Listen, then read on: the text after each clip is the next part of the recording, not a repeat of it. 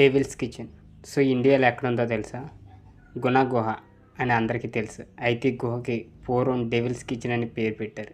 ఈ రీజన్ ఏంటి, అసలు ఈ గుహ యొక్క మిస్టరీ ఏంటి, సో ప్రతి డీటెయిల్స్ అయితే తెలుసుకుందాం. సో వీడియోని ఎవరైతే కొత్తగా చూస్తున్నారో ఇంట్రెస్టింగ్ స్టోరీస్ కోసం మన ఛానల్ తప్పకుండా అయితే సబ్స్క్రైబ్ చేసుకోండి.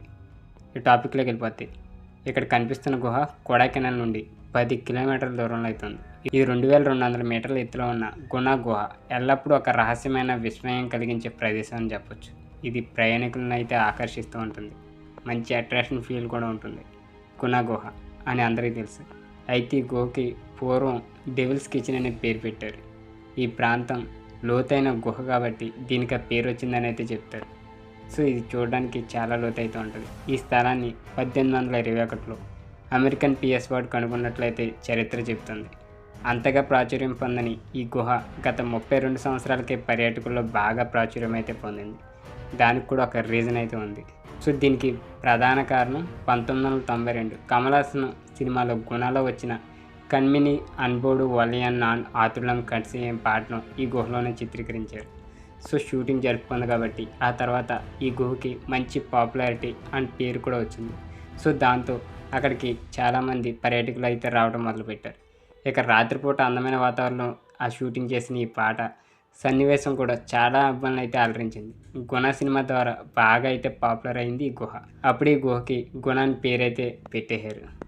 సో ఇంకా దీని తర్వాత ఈ గుహను చూసేందుకు చాలామంది అయితే టూరిస్టులు అయితే వచ్చేవారు. కొడైకెనాల్కి అయితే తరలి వచ్చేవారు. గుణ గుహను అన్వేషించాలని ఆతృతతో ప్రమాదాన్ని గుర్తించకుండా చాలామంది గుహలో పడి ప్రాణాలు అయితే కోల్పోయారు.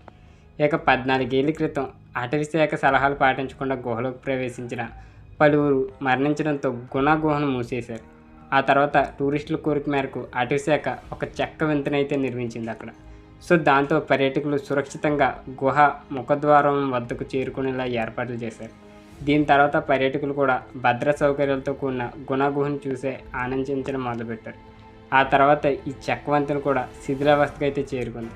కాబట్టి గుణ గుహ దగ్గరకు ఎవ్వరూ వెళ్ళలేరు. దీనికి కారణం గుహను దూరం నుండి వీక్షించారు. గుణ కేవ్ ప్రస్తుతం మలయాళం చిత్రం మంజుమల్ బాయ్స్లో కనిపించడం గమనార్హమని చెప్పొచ్చు.